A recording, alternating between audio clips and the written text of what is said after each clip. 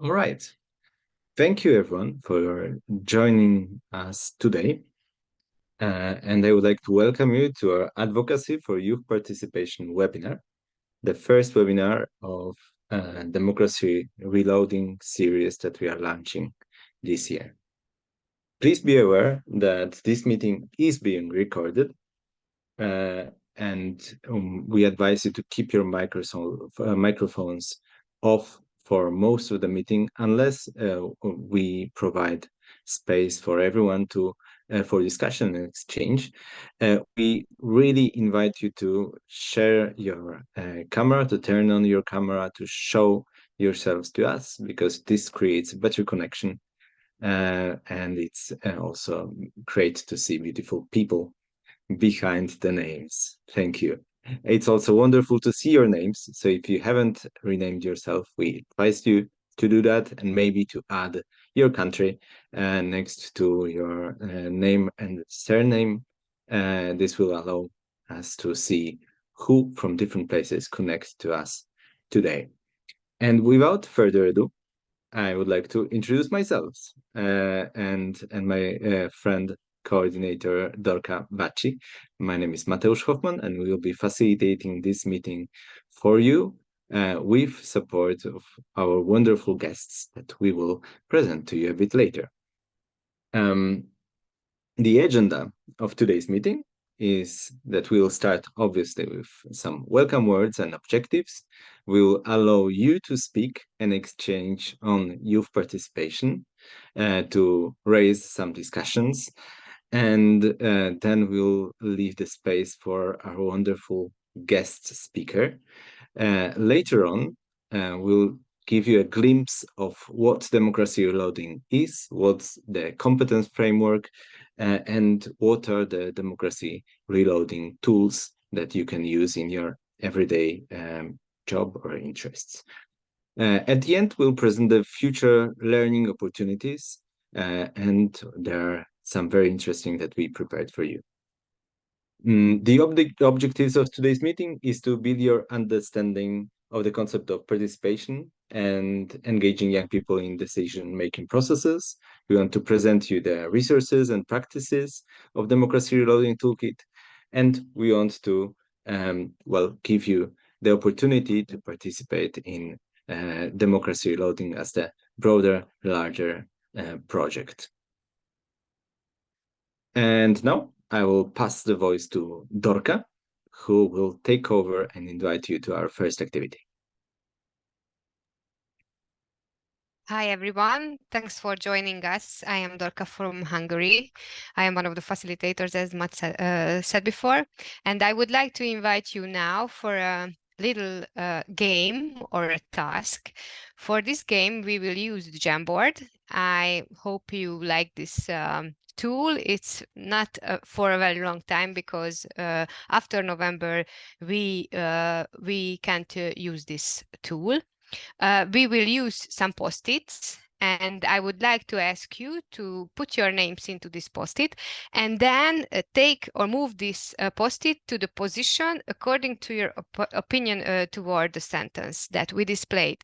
We will make a short test game for the first sentence. So I would like you to join this Jamboard.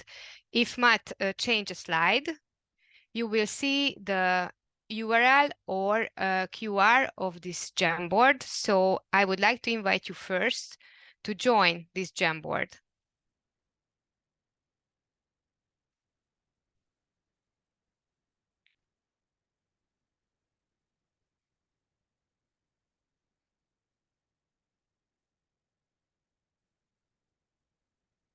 So if you have some problems with connecting, just tell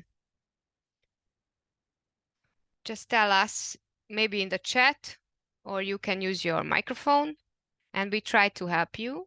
But I hope that, or maybe the link or the QR will make sure that you can join this Jamboard. As I saw, there are some people now in there. Can you put the link on the chat, please? Yes, of course. Thank you.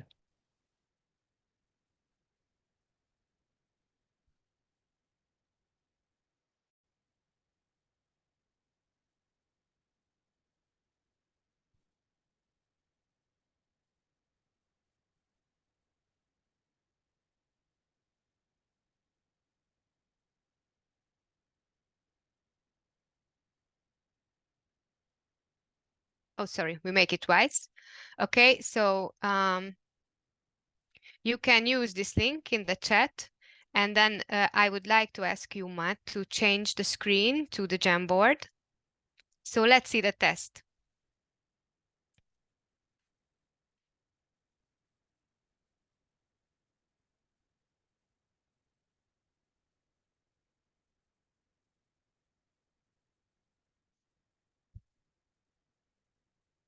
The first slide, please. Thank you. Okay, so I see that you are now working. For those who don't really comfortable with Jamboard, you can use the stickers from the left side. You can choose color. You can put your name into this one, and then you can just get this sticker and move to the place you want to stay. The first and very nice and I think a bit provocative sentence is that coffee is better with milk. So I really would like you to put your stickers into this sentence. The left side is no, it's not true. I don't like coffee with milk. And the right side is, of course, this is the best way to get some coffee.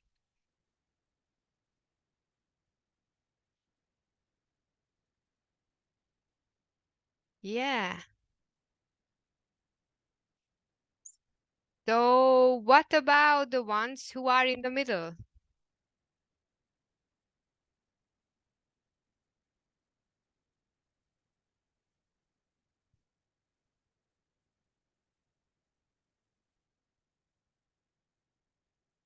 Okay.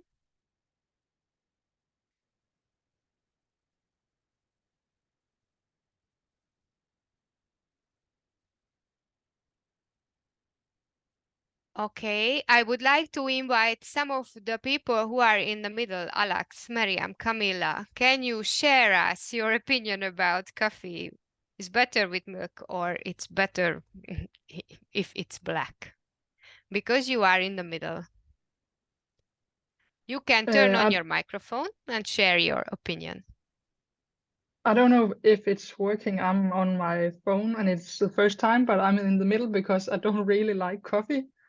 Okay. Not with milk or without. Okay. Thank you. Thank you.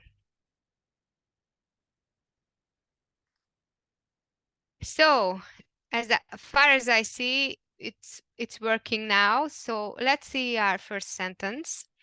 I will change the sentence in the Jamboard, and you will see the first one. And I would like to ask you to move your stickers according to your opinion. So, the sentence is, it's role of the municipality to facilitate successful youth participation at local level. This is our statement. The right side is yes, I totally agree. The left side is no, no way. It's not the role of the municipality. And in the middle is that, oh, it's not very simple. And after you put your stickers into a position, I want to ask some of you to share your opinion about this statement. Most of you are on the opinion of, yes, of course, it's role of the municipality to facilitate the successful youth participation. Farid? Okay. You move into the right corner. Alex, Camilla, you are in the middle now. Do you want to share your opinion with us?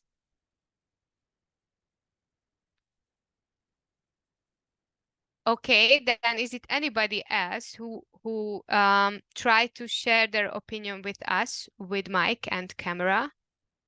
Or if you don't want to really speak, Jack, put it into the chat. I can share my opinion. It's Thank you Camilla very in the middle much. again.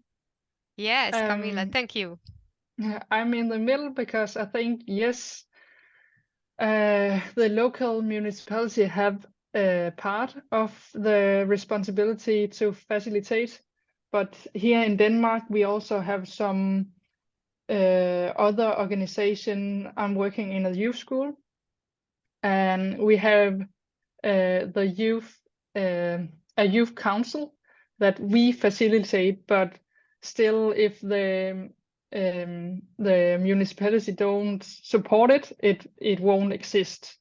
But we have the daily responsible. We are daily responsible of the youth and how it works, and supporting the young people.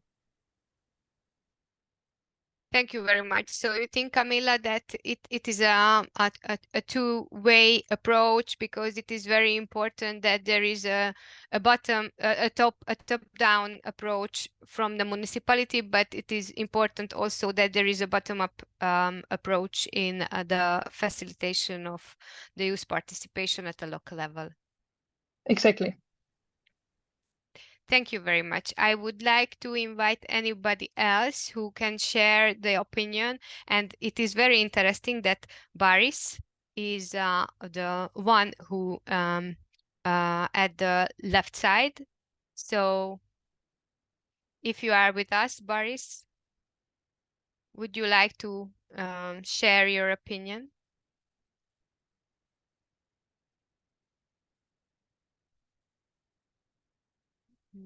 No. I think municipality is not alone in this role, but its role facilitates youth participation at local level. Thank you very much, Rosanna. Is it anybody else? I think I can maybe share my personal opinion. This is how I understood the question. It's not really the role of the municipality to facilitate youth participation.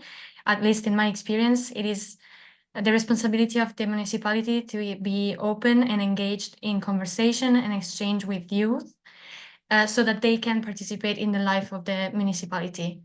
I don't think it should be the municipality to facilitate, it shouldn't be the facilitator role, the one of the municipality. Thank you, Miriam. It's a very interesting opinion, I think. Is there anybody who can agree with Miriam in this with her opinion? May I? Yes, of course. Hello, Hello, David. good afternoon to everyone. I tend to agree at a certain level with Miriam, in the sense that municipalities should encourage and they should create tools and structures for youth to participate, such as, for example, youth councils or participatory budgeting for youth, things like that. But at the same, I also believe that they should create NGOs or other institutions, independent structures for young people to not be, to not be influenced just exclusively by the municipality, because sometimes they tend to try to influence depending on the political parties and so on.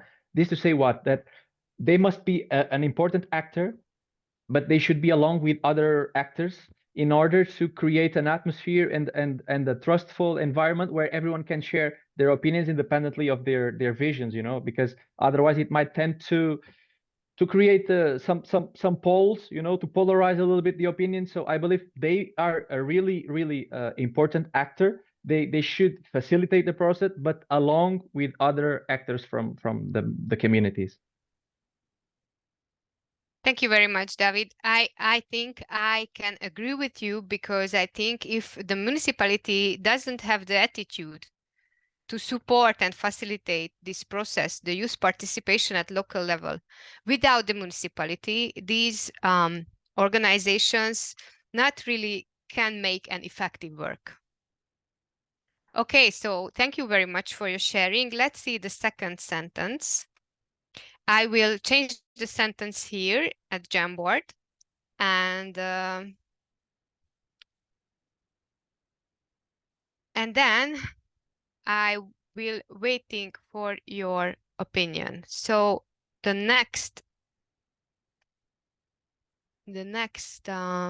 statement is, it is my responsibility to challenge those who hold negative opinions or stereotypes about young people. So it's not about the municipality, but it is about your responsibility as a professional, as maybe a municipality worker or an NGO worker, a youth worker, or as a person, as a human, to challenge those who hold negative opinions or stereotypes about young people. The right side is, yes, I agree, it is totally my responsibility, and the left side is, no, I can't agree with this statement. I would like to invite you again to share your personal opinion. It is very interesting because everyone is putting their stickers in the right side, which means that, yes, you think that it is your responsibility to challenge those who hold negative opinions about young people. So I really like you to share your opinions with camera and voice.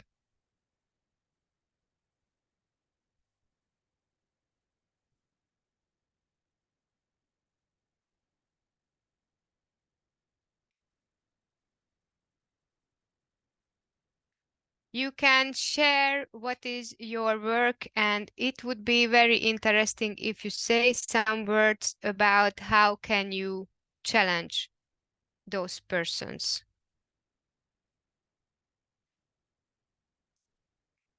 Please, please be brave. Hi, Mieke from Flanders. Do you hear me? Hello. Yes. Okay. My opinion is that it's more something personal. I try because I working at a youth service. I try to listen to other people, for example, my colleagues in other departments, why they have some stereotypes or negative opinions, and then look where their opinion is coming from. Is maybe they are anxious or they have a bad experience, and maybe that's why they generalize then all the young people are so.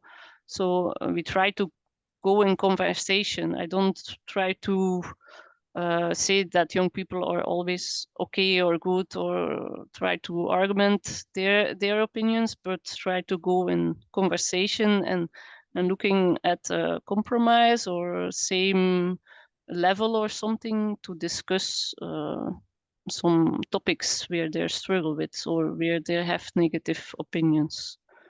So I don't think I have to yeah, I have to challenge them. I don't have to convince them that it's the other way or something. Thank you very much, Mika.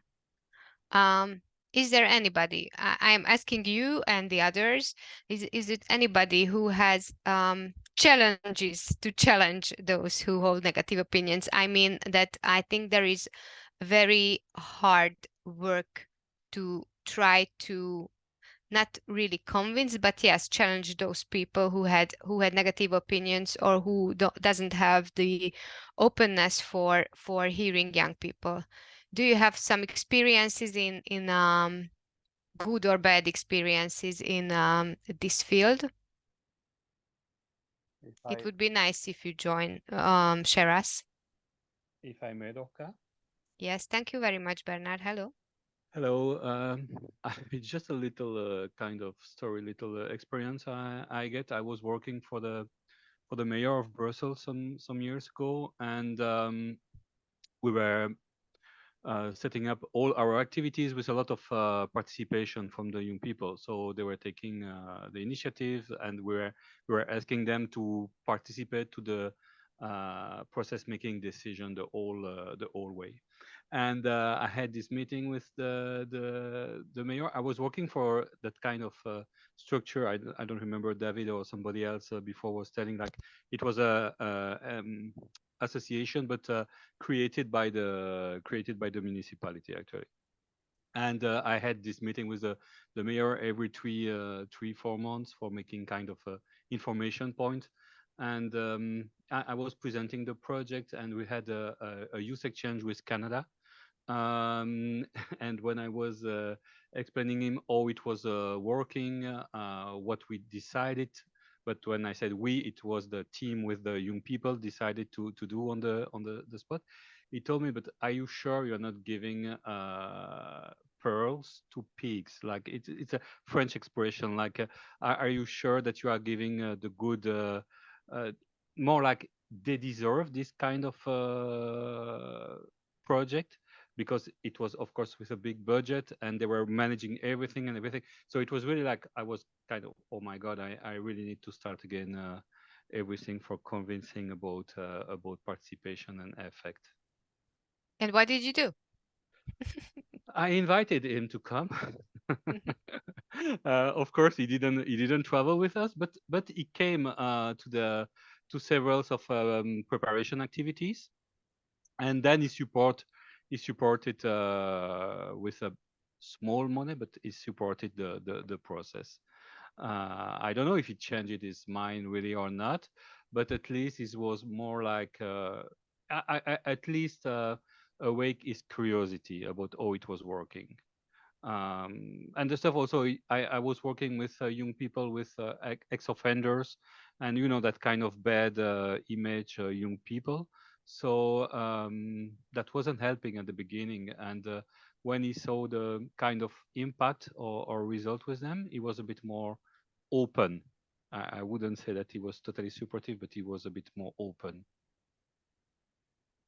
Yeah. Thank you very much. Thank you for sharing. So the time is running, so I show you the last sentence, okay? The last one is, youth should be able to influence all the municipal decisions. All, it is a very important word in this statement. Youth should be able to influence all the municipal decisions.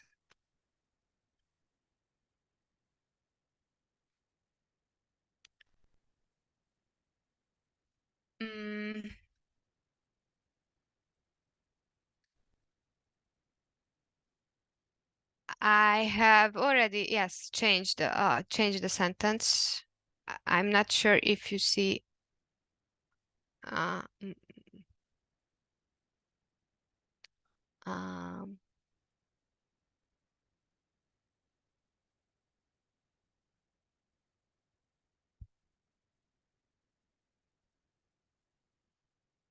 Okay.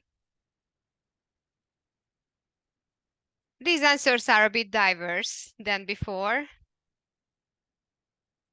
I really would like to ask the ones at the left side to share their thoughts about this statement.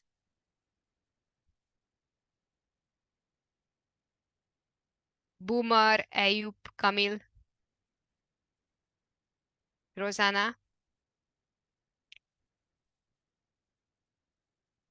Elena.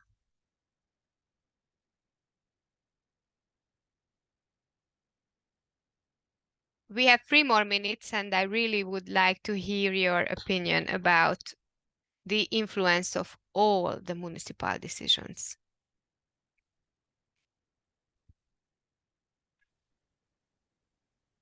Please, please. Okay. Thank you. It's good to, influence all the municipality decisions, but it's impossible to do that. Why?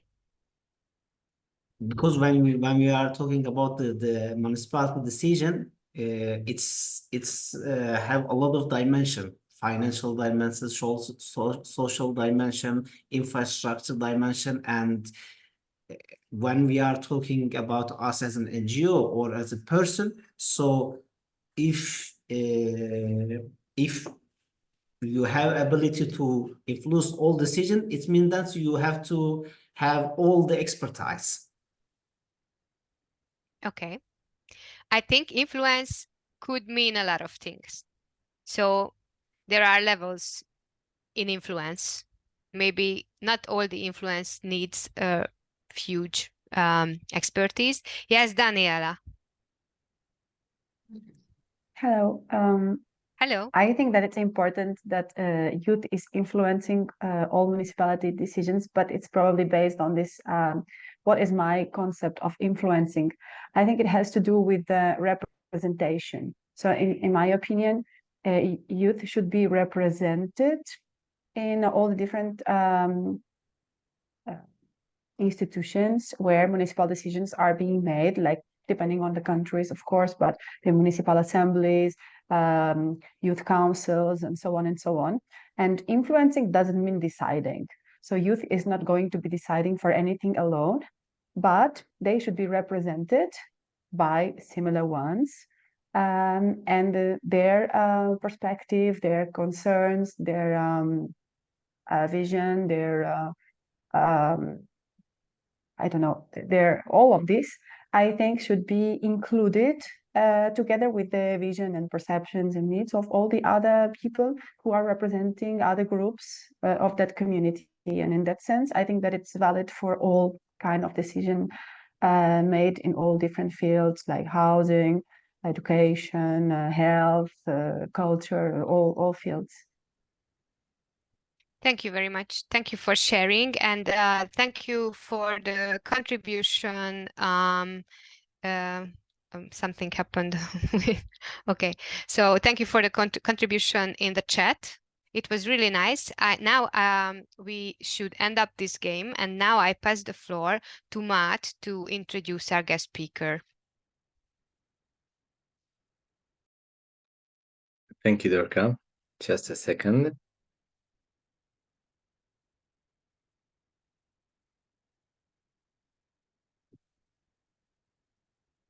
Perfect. Yes.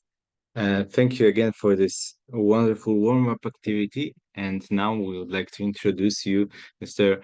Ole Martin Kyllo, who's the counselor, the coordinator of the Youth City Council and the Council of Persons with Disabilities in the Democracy Unit of the municipality of Kristiansand in Norway, and will share with us his experiences with youth participation in his municipality. Thank you, Mateus, and good afternoon to all of you, and welcome to this little virtual visit to youth participation in Kristiansand. We are a municipality with around 115,000 people, which makes us one of the bigger municipalities in Norway, but not very big in European standards.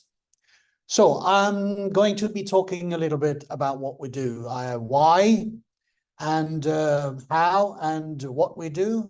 And in the end, I will probably see if we can sum up with some of the experiences that we've had here in Kristiansand. So first of all, I think it's important to talk about why we do the things we do. And to me, it's very clear that I have a goal, like a vision, that all young people in my municipality feel that they are listened to and included. And the second part of that is also that the policymakers will understand the value of having young people participate. So we're quite lucky. I'm going to come back to that a couple of times during my little talk. In Norway, we have a good system for a long time with youth participation in schools and so on. And so the basis is quite good. And Also in the youth council that I work with and is the coordinator for, then there are in the municipality papers very clearly also stated why we have a youth council, and that is to secure an open and an extensive participation from young people. It is also so that the young people can learn about democracy and political processes, and that the youth council of our municipality must be a voice that others listen to and take seriously. So it's a very good start, and this is my personal and my municipality's why we do what we do. Now, how we do this, and to me it's come down to two different parts of the whole participation, and you've touched on some of it in your questions today. And one is the attitudes among adults to young people participating, and the other is a system where this participation can take part. So that's two of them, two very central parts of the whole youth participation, and especially the participation of the youth council, the municipality youth council. So what is this? Well, I told you that Norway, we're quite lucky that we have a long tradition, and it's very typically Norwegian also to have trust in each other and trust in the government and so on. So the basis for good youth participation is sort of there already. Now, even taking that into consideration, in 2020, we got a new national law that says that all municipalities must have a youth council. And most of them now have. And the law also says that the youth council, they must be provided with sufficient secretarial assistance. That's what it says in the law. Now, at the same time, 1st of January 2020, my municipality, Kristiansand, merged with two other municipalities. So we became a larger municipality. And in that process, people looked at different parts of the administration and the political system and so on of our municipality, and tried to take the best parts from all of the three former municipalities.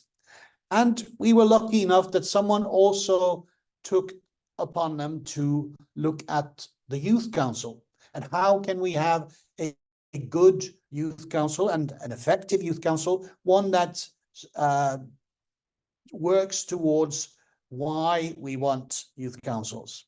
Now, in the law for the municipality youth councils, it says that the maximum age for someone to serve on the youth council is 18. So all our youths, all the ones that I'm talking about, are below the age of 18. And I know that in European standards, that's quite young. And when you talk about youth, you have a broader sort of age range. But that is a very central part of the whole thing about youth councils in Norway, is that people under the age of 18, they do not have the right to vote.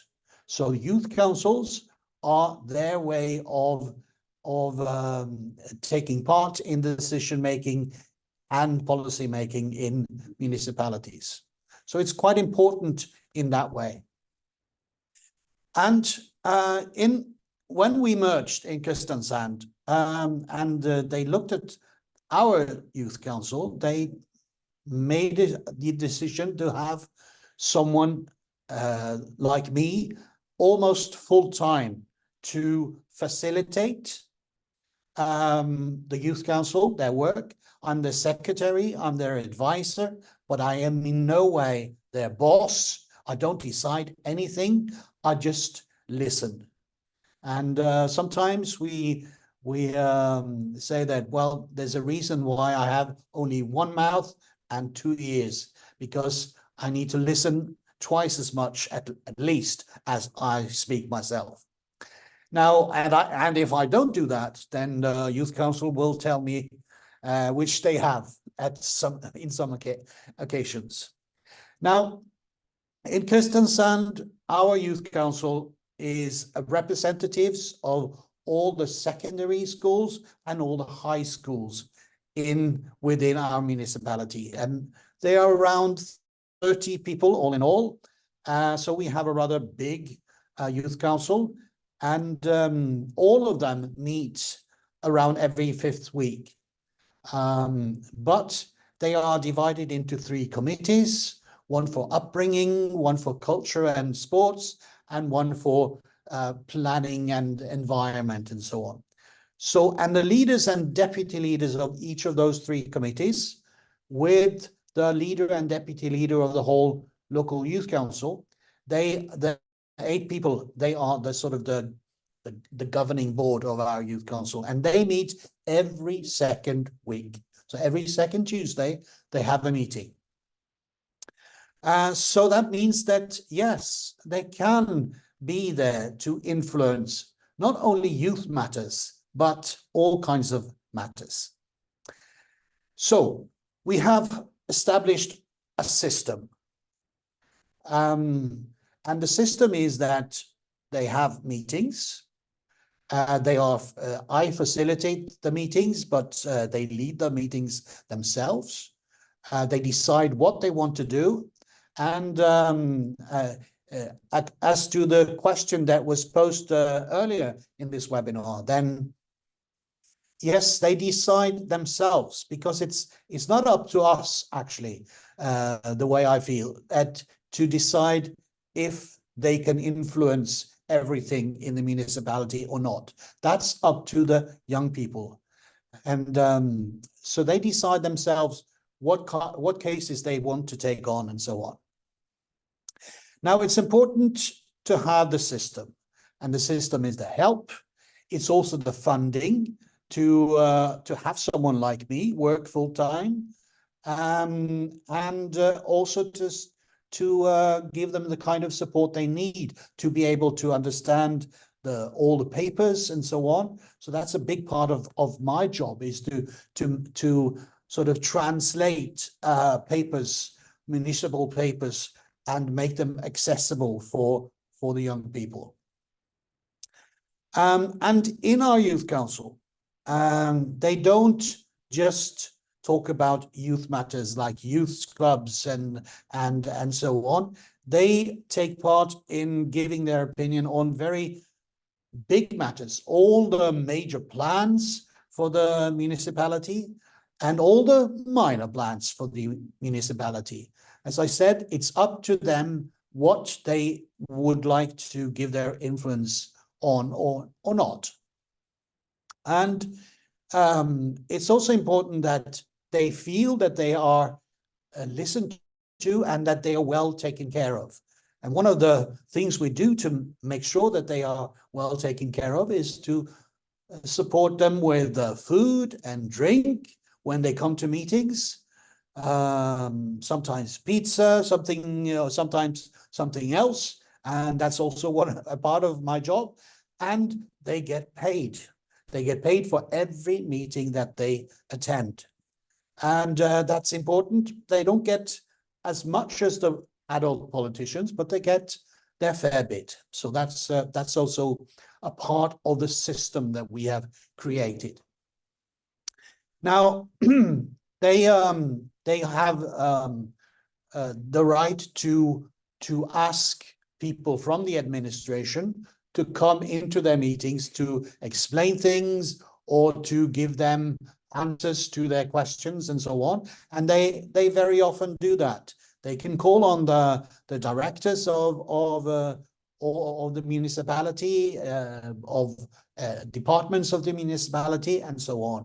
And especially they have in Kristiansand here in the last year, they've been very concerned about the level of participation for students in schools, which is actually a very important part of our schools, that the students are to have an opportunity to take part and participate in making their own education. And our youth council was not very pleased with the way it was going, and they then called on the director for upbringing to come to their meeting. So that's the sort of thing that we do. It's very important that we take them seriously, and we can do, because when we do take them seriously, they come back with very good and constructive criticism and input. So, what are the benefits of this engagement? Well, they are very, very clear to us in Kristiansand and many other places. Because when you start engaging young people, you get better decisions and you get better policies. And that is because the young people contribute with new and sometimes different perspectives than what we adults have. And they're not childish in any way, but they are actually very good perspectives. And as soon as you actually sit down and listen to young people, you see that they really do contribute. So that's one of the benefits. It actually makes the decisions and policies that we make in our municipality better than without the young people.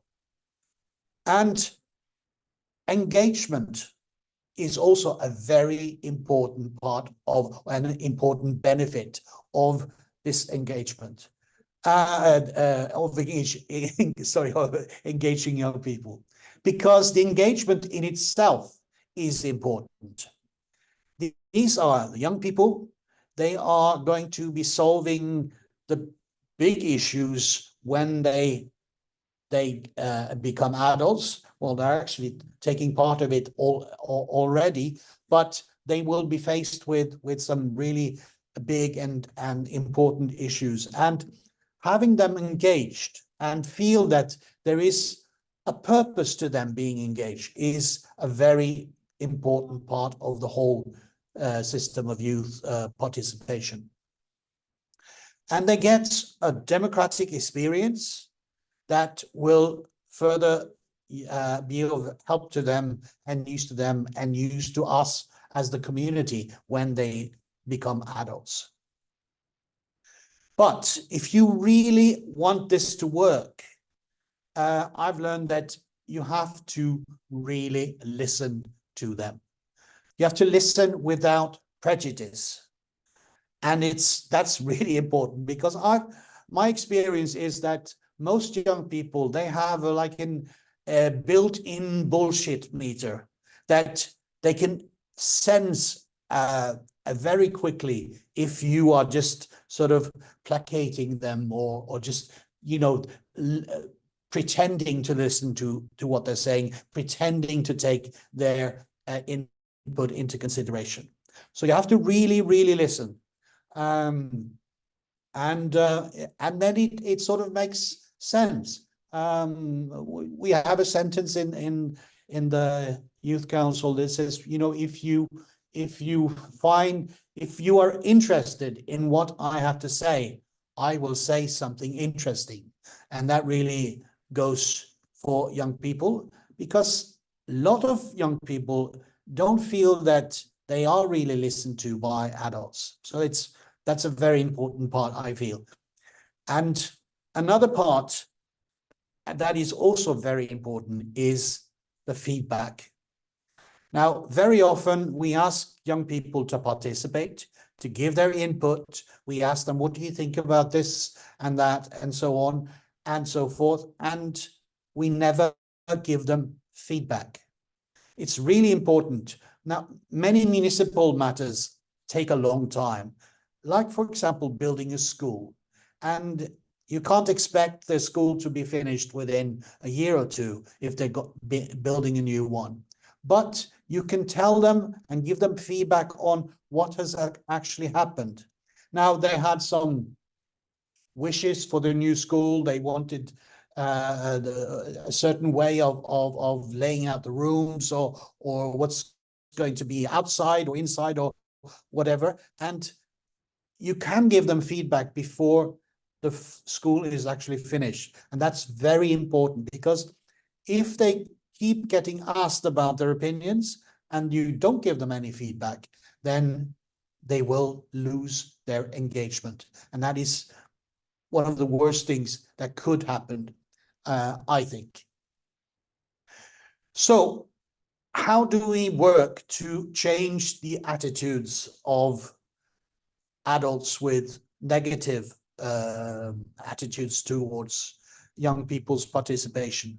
Well, I think the most important part is that when we see and hear that young people come with something constructive, then that's a way of sort of getting an aha that, oh yes, they actually said something constructive. They actually said something that helps the matter, even though it's not really a youth matter or whatever. They came with some really useful input. And for every time that happens, for every time that an adult experiences for him or herself that something positive, something constructive comes out of the young people, then that is a way of changing the attitude towards a most positive view of young people and their participation. So that's also one of the things that I do. I do what I sometimes call poking.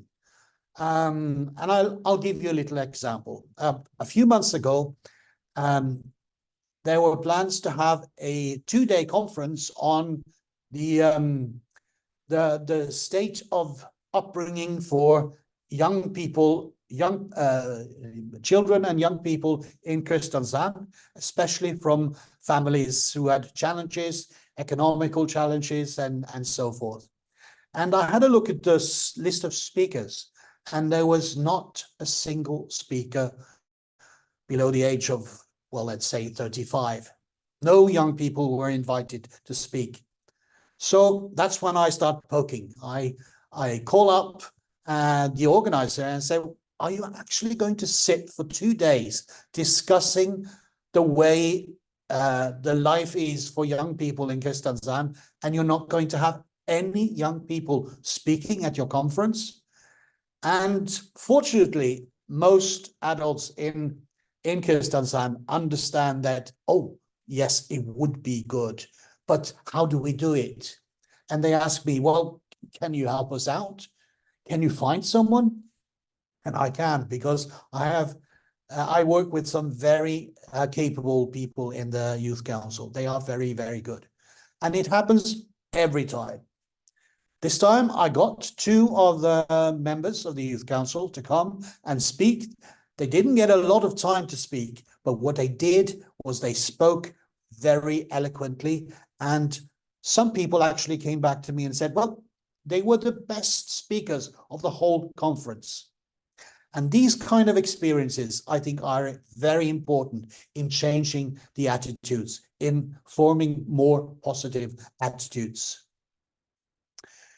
So there must I'm be sorry to interrupt you. Sorry to Yes. interrupt you, Ole, because there are a bunch of questions in the chat, and I would really like to ask you to answer them.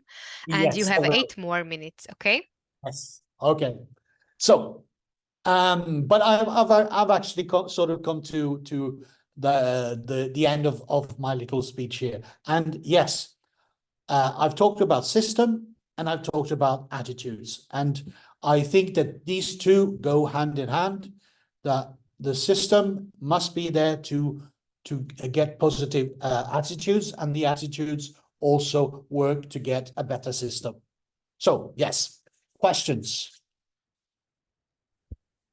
Thank you very much. And I'm really, really sorry to interrupt you, but it was a very nice last sentence, I think.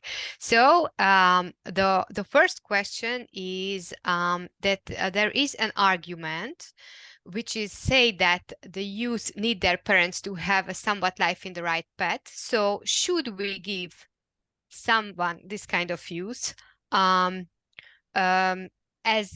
who is youth who acts as his parents wish for his success have a power in a youth council? Okay, it's a bit confusing, this question, but I think I understand. Should we give the power to these youth people who are acting and working as his parents wish? Okay, it is an argument, but yeah.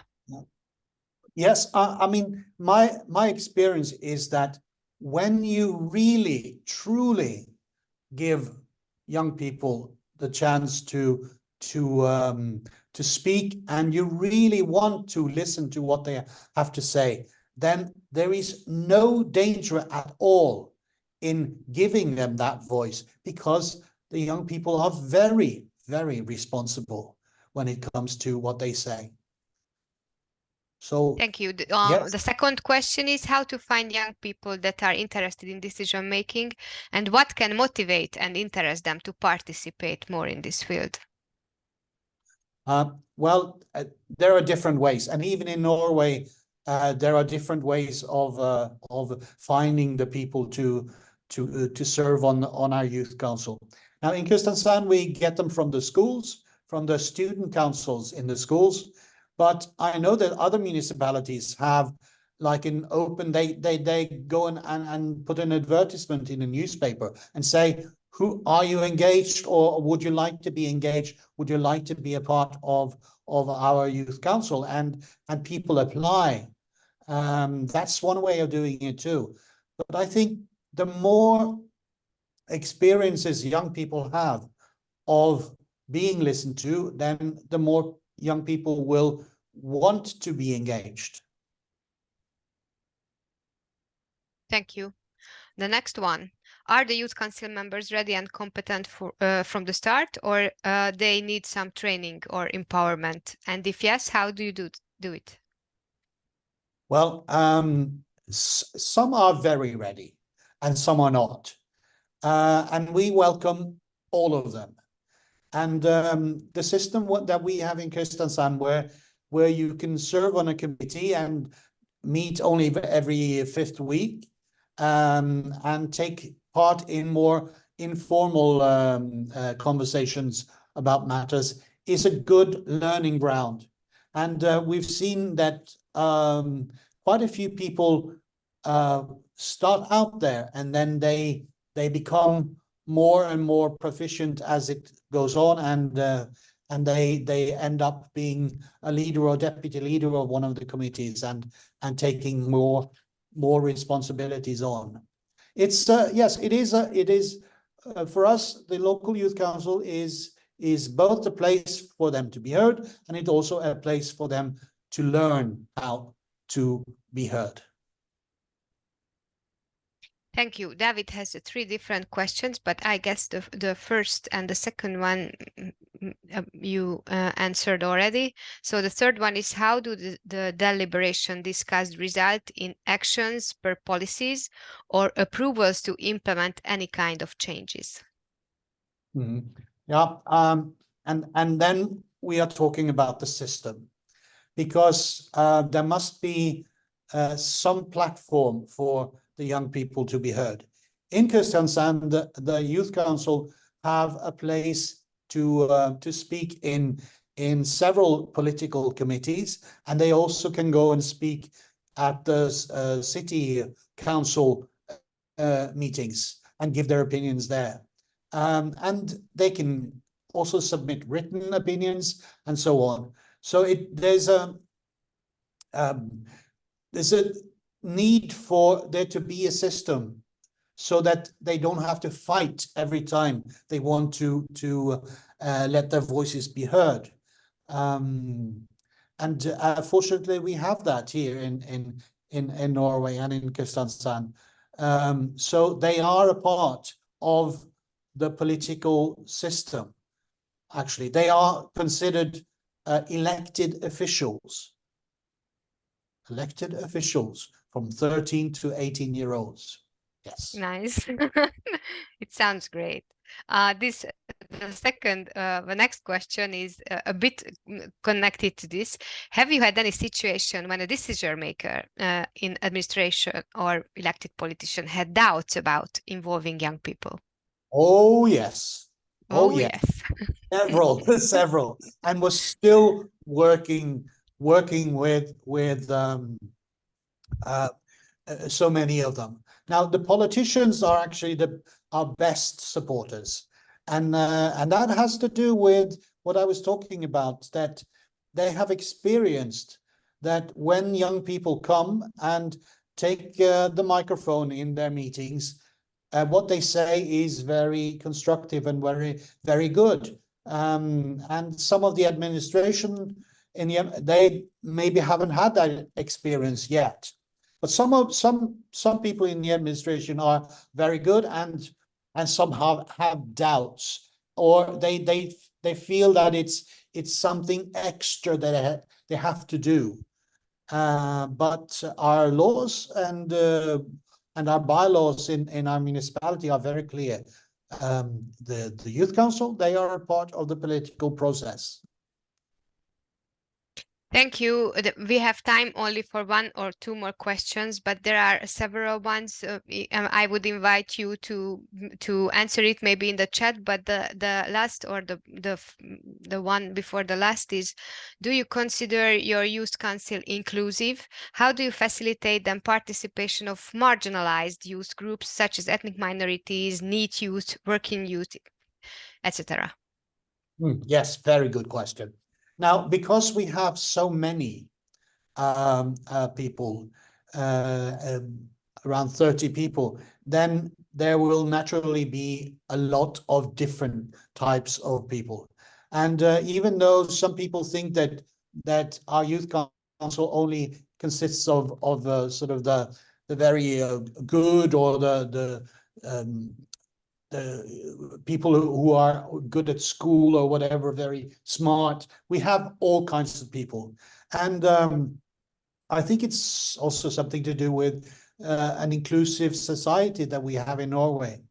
But yes, there are some young people that, some groups that are not as well represented.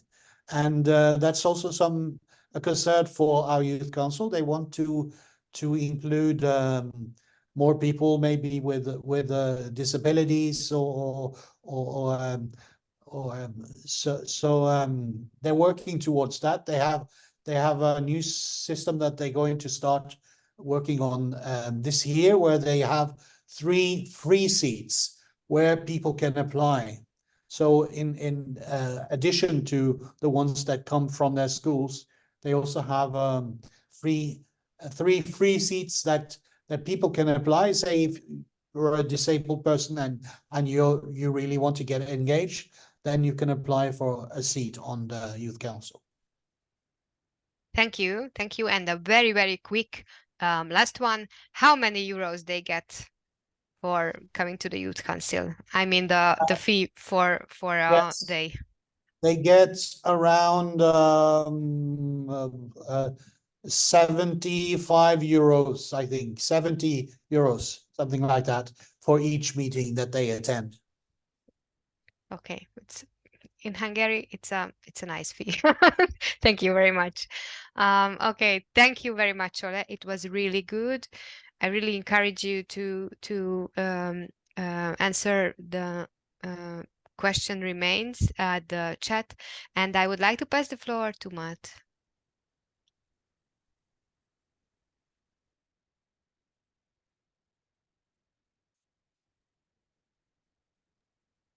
Thank you, Dorka. Thank you, Ole. That was amazing contribution. It was very interesting to listen to your experience, and very interesting to listen to the answers to the questions that showed up in the chat. So a big okay from me.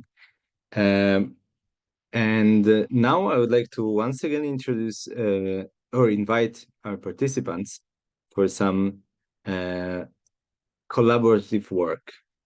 So if you have your Jamboard opened, the same Jamboard as before, I invite you to get back to the Jamboard. And if not, I will share it in a second once again.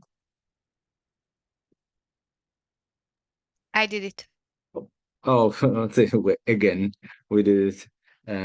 Both of us did it in the same time.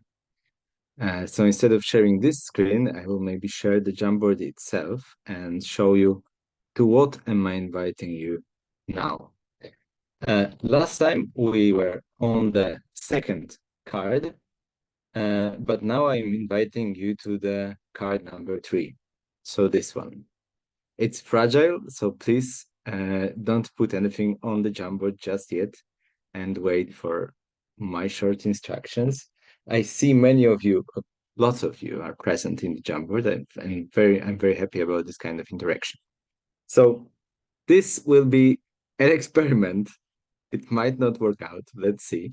It will be chaotic, but we will try to map based on what Ola already said, what you discussed earlier in the first activity, and of course on your experience. We'd like to map what are the key competences required in the municipality to ensure the successful youth participation. Please treat our board carefully. And before you write anything, there is a trick to this question. So I would like you to take a sticky note and add a competence, one or more that you think are required in the municipality. But the notes cannot repeat. So we are trying to produce more and more competences, but not repeating the competences that are already on the board. I'm very curious about the outcomes of this activity. Let's give it 3 minutes, maybe. And well, the sooner you start, the broader you have the spectrum of possibilities. The later in the game, the more you have to read before.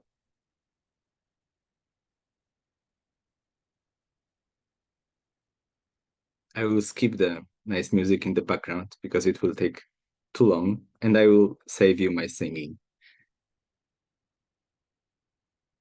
Well, clever. I see you're booking things with competences with quick notes, not to repeat and to be as fast as possible. Oh, yes, I think most of you figured it out. Please keep them inside the whiteboard. That will make it a bit easier.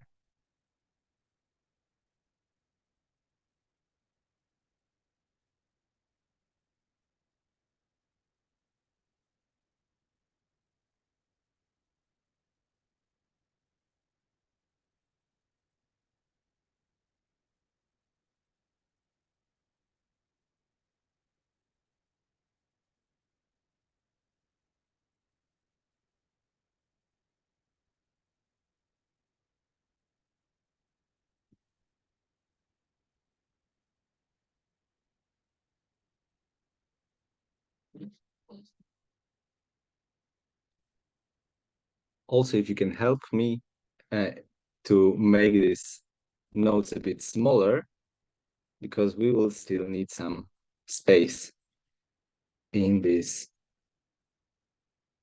map, in this brainstorming.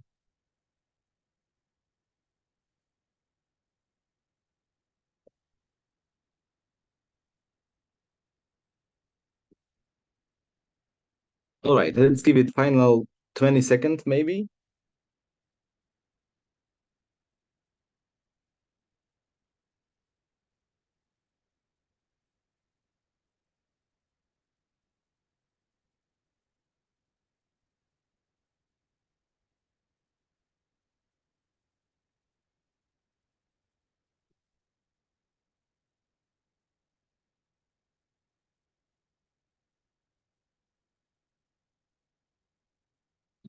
Perfect.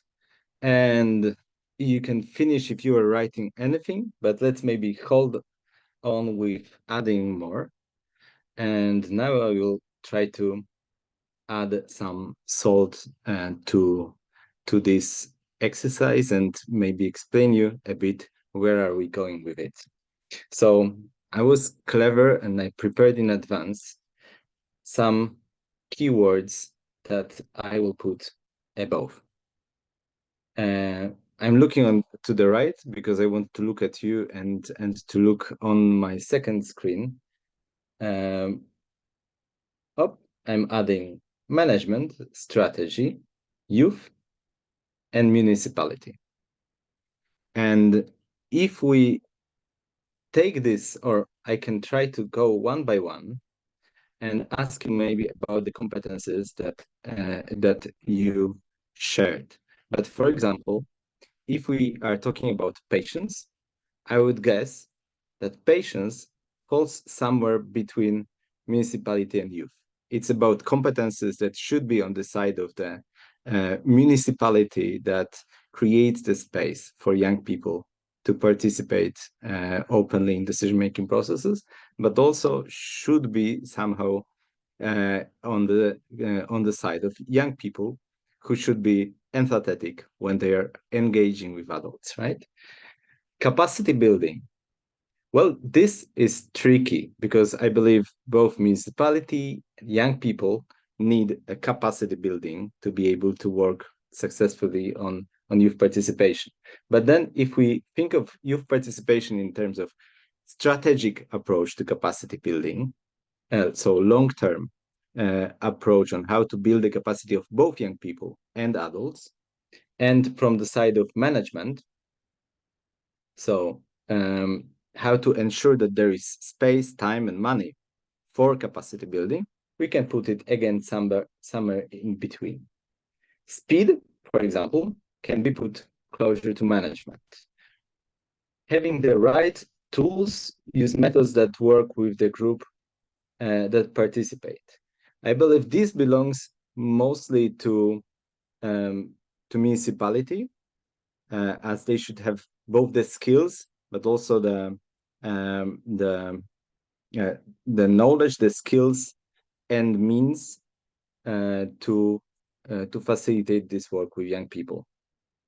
To listen to, I'm putting this aside a bit because I don't think it's finished. I see non-corrupted, and anyone who's an author of that message would like to maybe explain a bit? If not, I will again put it a bit aside. But transparency. I assume transparency is about keeping the transparency of the actions of the municipality, making sure that our actions, what Ole was saying, feedback that comes from these decision-making processes, the information reaches the young people in an understandable way. Open-minded, also we can put on the side of the municipality. Coaching as ensured to young people, for example, or to municipality as well. So let's put it somewhere in between.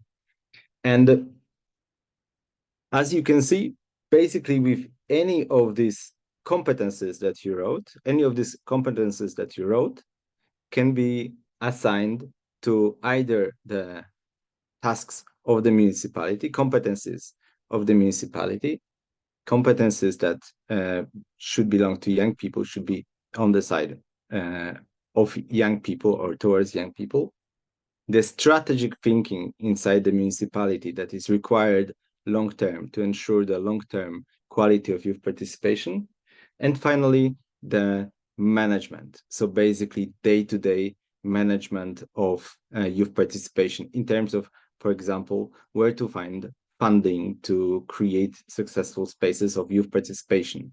Is there a possibility to hire, for example, youth council and young counselors from the budget of the municipality to award their participation equally to the participation of adults in a standard municipal council, and so on and so on.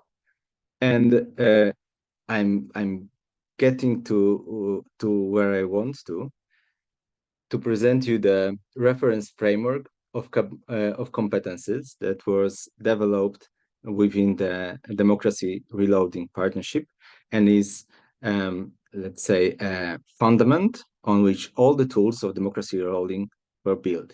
As you can see, you have 4 tasks. One is oriented on the municipality municipality has to create a supportive environment within the municipality to involve young people in decision-making processes. Second one is about empowering young people and their organizations and communities to participate in municipal decision-making. The third one is about strategy, about developing policy, strategy, and structure for youth participation in decision-making processes. And finally, managing youth participation in decision-making and validating its impact. So about the project management of youth participation. The exercise that we've done in a way larger scale and for a lot longer based on the literature, the experience of experts who worked in this democracy reloading was already done before, and they came up with 24 competences, 6 per each task group that you can see, or you can recognize here.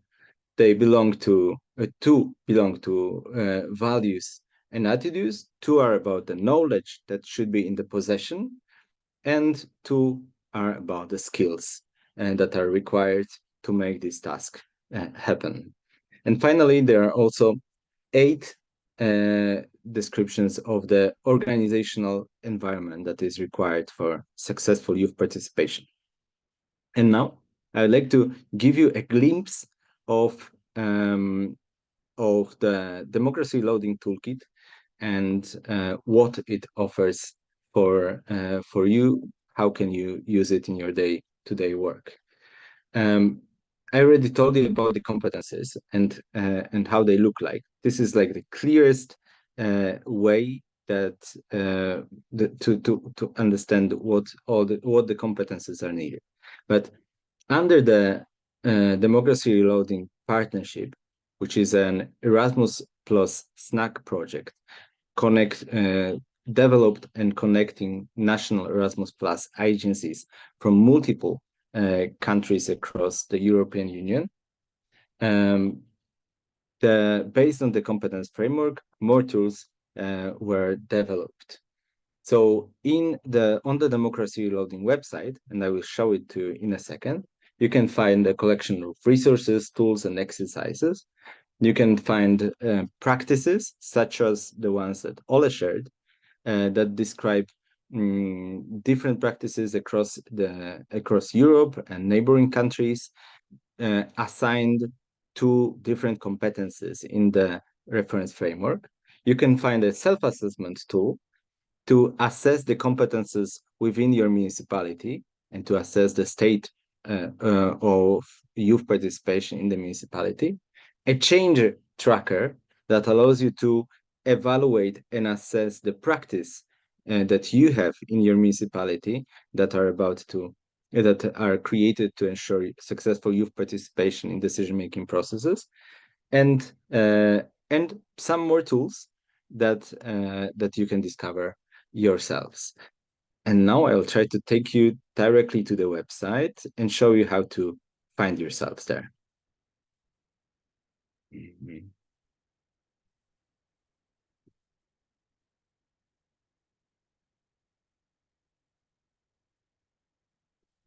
All right, so this is simple. We are using the simple Democracy Reloading website, entering it, and first thing I advise you to do is to register. I'm already registered as Jan Kowalski, which is John Smith, probably for all the other English-speaking countries.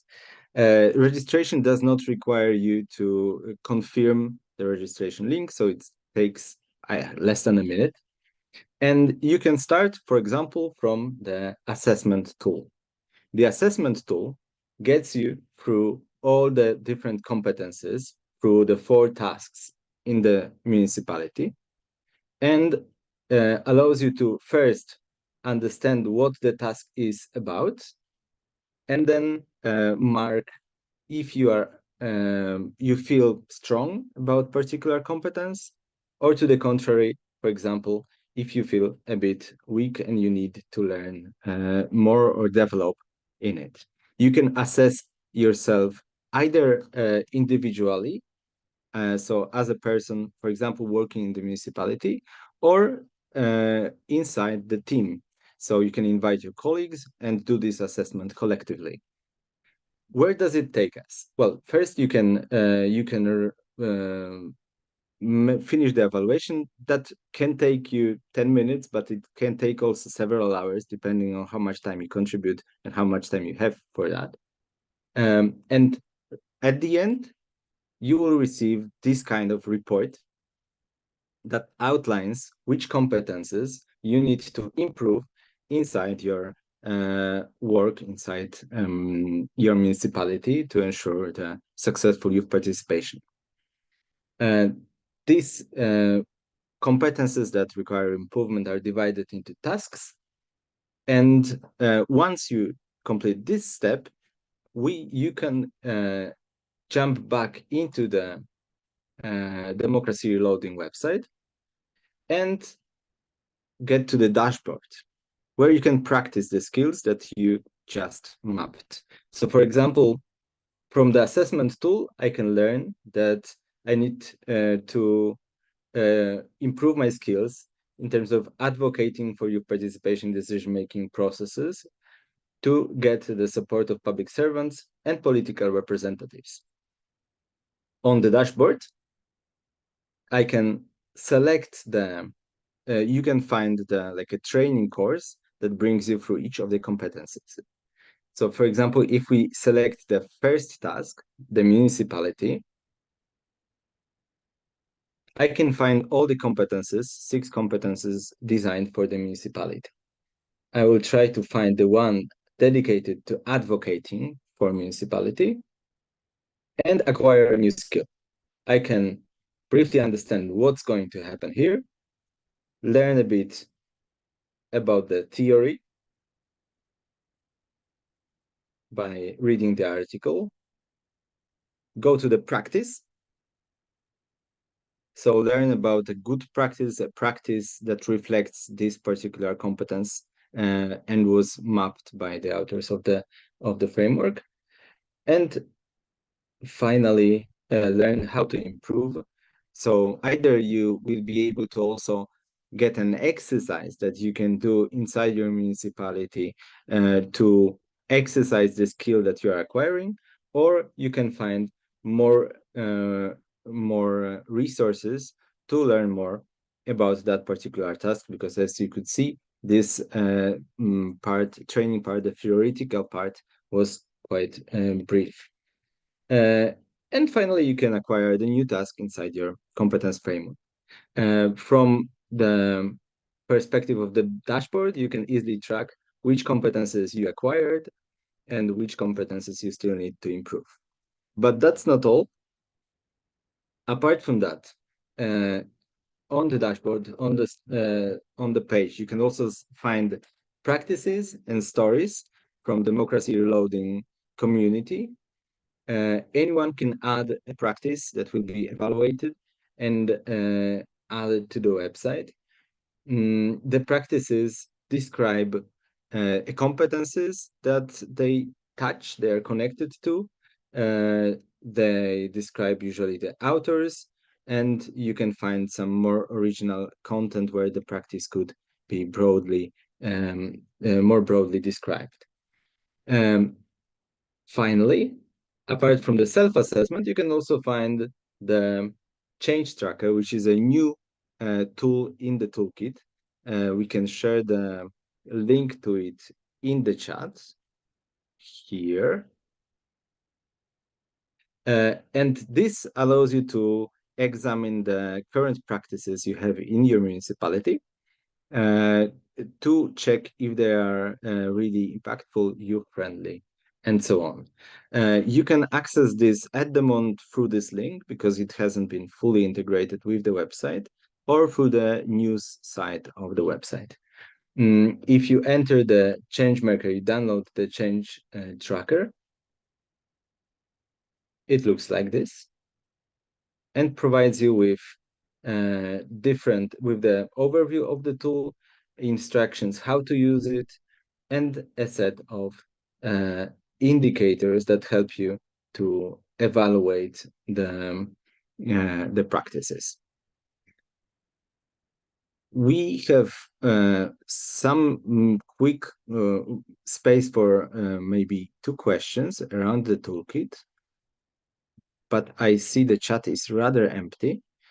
So I would close this presentation and get back to our official presentation of the activity. We highly invite you to explore the Democracy Reloading Toolkit online by yourselves, or to join our future seminars, where we will be going through different tasks and presenting you other contributors, other practitioners of youth participation who will share their experience with you. There are 4 webinars this year. The first one is happening right now. The second one is already on the 19th of June, and you can still register to it. And 2 others are scheduled for September and November. The one for the 19th of June is still open for registration. So if you've missed the previous date, you can register right now to that activity.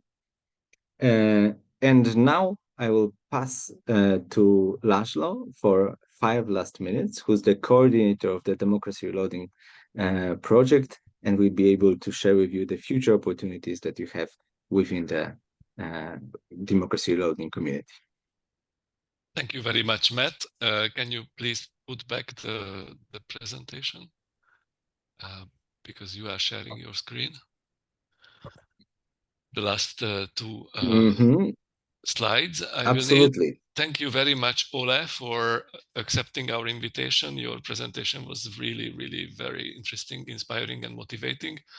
And you touched upon a lot of very important aspects of this work and the nuances around it and the challenges. But you also made it very beautiful, because you seem to be enjoying your work very much. Not only proud of it, but you are a person that is also creating a very, very vivid and very inspiring. So the Democracy Reloading Partnership is, just very briefly, is a cooperation of 20 countries already, with the aim of supporting the development of local democracies through engaging young people in municipal decision making.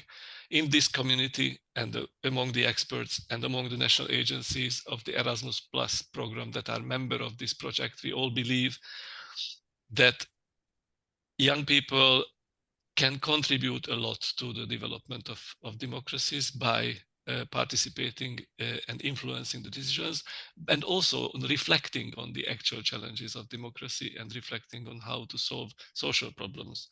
So in many ways, this project is also going a little bit beyond youth policy and youth work, because it is the statement that we share is that the more young people can democratically participate in the local community and the local municipal decisions, the better the democracy will be, not only at present, but also in the future. The countries that we are working with now is the full members, Belgium, both French and the Flemish-speaking part, France, Hungary, Italy, Norway, the Netherlands, Portugal. Poland and Slovakia is becoming full member as well. They were more observing members before. And Spain also expressed their interest in becoming a full member from this year or next year. So these would be the most active countries. We have Sweden, Cyprus, and Estonia, who are at the moment observing members, but they already expressed their wish to be more active from next year, which means that they potentially will translate the toolkit. They will have national strategies and national activities as well. The big difference between full members and observing members is that full members have to have national strategy. They have to have the toolkit translated in their language, and they also contribute more significantly to the development of the project financially. We also have Greece, Ireland, Bulgaria, and Armenia, who are observing members. They are also sending participants to our activities. Armenia, as you can see, is not an EU member, so Armenia is paving the way for also non-EU countries in this project. And Azerbaijan and Georgia expressed their interest in becoming a member. So probably in the coming months or year, they will also have the chance to take part and send participants to our activities. Can I see the next slide, please, Mateusz?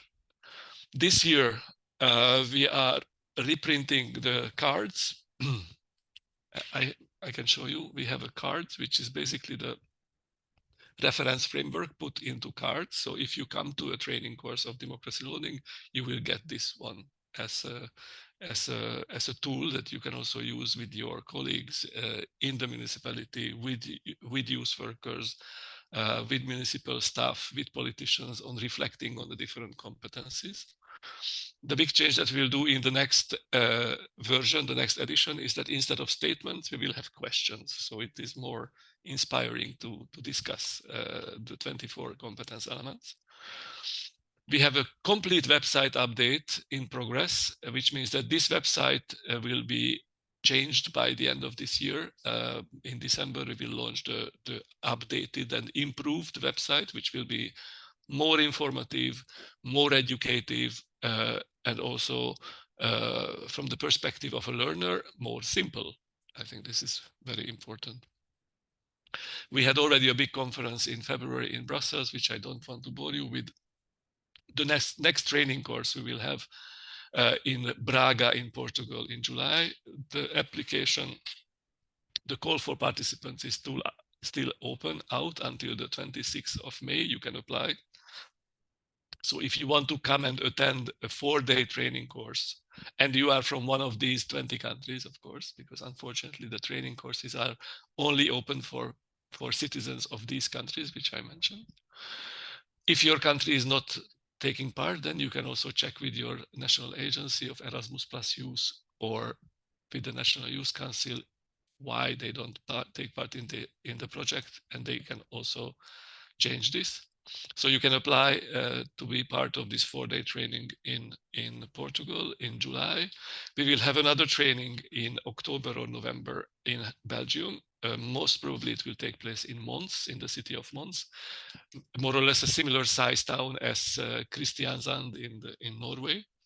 And the idea is that it would be a little bit of a study visit. So we would also see how Mons is dealing with youth participation in decision making. They have a children and youth council, also early age.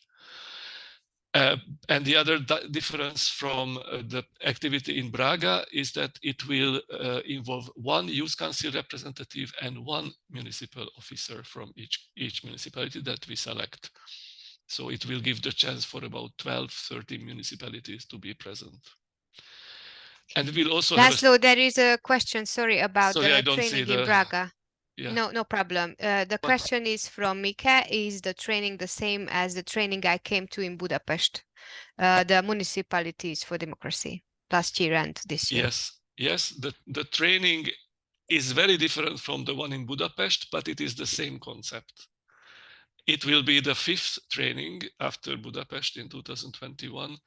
We changed a lot in the dynamics, the flow, the activities, but I would say probably it will not give much more if you took part in Budapest. Ola was also in Budapest, I think. And we will have a study visit to Strasbourg, which will be an interesting combination of visiting Strasbourg city. They have an intention to be very, very user friendly. So they would like to show it, how they are trying to do that. And also a visit to the European institutions, such as the Congress of Local and Regional Municipalities, the Council of Europe, and also the European Parliament, to see how these institutions can support and give help to municipalities in developing local youth participation. So it will be a very complex study visit, very interesting. And we do it together with the Council of Europe, a youth department, as a cooperation activity.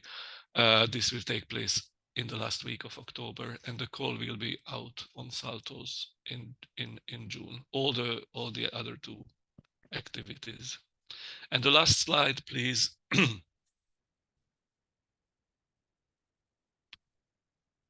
And the last slide, oh, it disappeared. It was here. No one before. Yes, yeah, it was there. The newsletter is provided 4 times a year. The first one was already sent out in March, and the next one will be in June. You can subscribe to the newsletter on the website of Democracy Loading. It's the best thing. It's the quickest. It's only 4, so it's not overloading your email box, and all the calls and news and articles are there. And we also have a Facebook group, Facebook page, which is very similar to the newsletter. So you can follow also the Facebook page. It is a little bit more than the newsletter because we more often have posts there, and we are planning to have a community of practice which will be launched in May for the local municipal youth policy officers. It will be a close group of practitioners to start cooperating and discussing issues that they are interested in. So if you work for a municipal youth, if you work for a municipality as a youth policy officer, then it is for you. You can contact me, and I can also add you to this list that we are starting. There is one more practical question. Yes, in the chat. Yeah. Will we be given any certificate for joining webinar? Desk. For the webinar, we don't give certificates. We give certificates for training courses. What we are considering that now we will have a list of participants. For those who take part in all the 4 webinars, we may give a kind of acknowledgement of presence. We cannot really. It's very hard to judge whether those who are present are really present or not. So this online setting is not really creating the possibility, and we don't want to check back knowledge or ask you to write tests or anything like that, because it's an open learning space. So for an individual webinar, for sure, we are not issuing any kind of thing. We may come back to you if you took part in all the 4 webinars of the year, and then we can send you a kind of nicely embedded and designed document that you were with us in all the 4 key tasks of the Democracy Loading Reference Framework. Thank you very much. Some things to add, that there is the email address of Ole in the chat. If you would like to learn more about the Norwegian Municipal Youth Council or Kristiansand, you can send him email. And the last thing, if you are with us now, we would like to invite you to share your opinion. There is a Mentimeter. You can find it under the QR. Yes, this one. I wait 1 minute to join this Menti, and then I will share my screen so you can put the number into the chat, so you can join with the number also.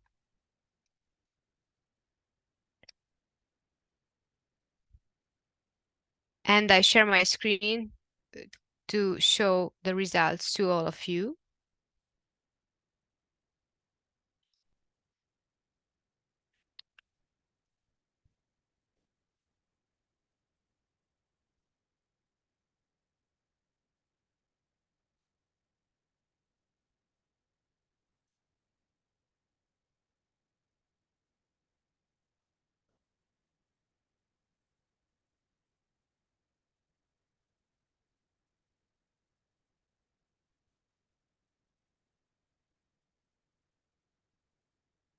So our first question is, what do you take from this webinar? You can put more than one word to here.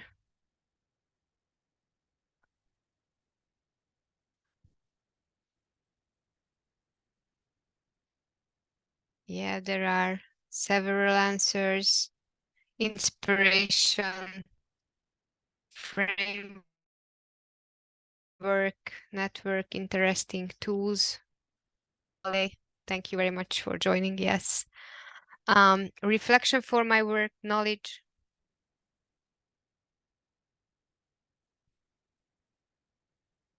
Ideas, good practices. I really like the word in the middle of the word cloud, inspiration. It looks very nice. And thank you for this feedback, of course. Methodology, motivation, information. Great speaker, yes.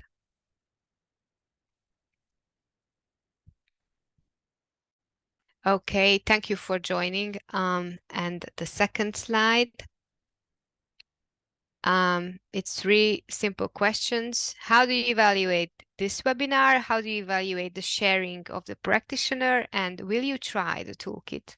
Of course, the answer not useful or very useful is not really appropriate for why will you try the toolkit. But, you know, if you think you will try, you choose 5. If you think you will never, choose 1.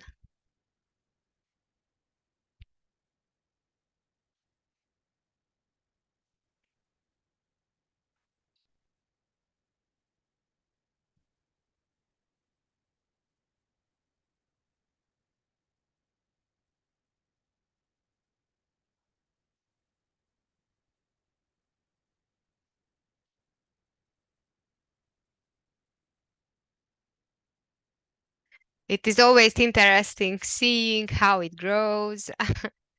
I think our numbers is very, very good now. Thank you very much.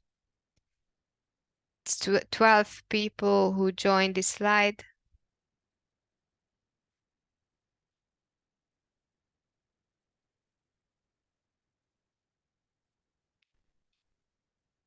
Okay, as far as I see, no one else joining.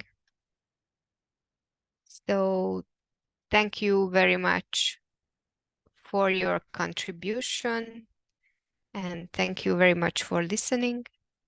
It was very nice to have you here this webinar, and we hope that you will join the next one in the 19th of June.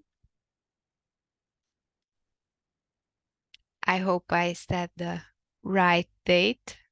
Yes. 19th, okay, thank 19th you. of June, exactly. 19th of June. So thank you very much and have a nice day. And Thank you. have a nice work. Goodbye. Goodbye and thank you.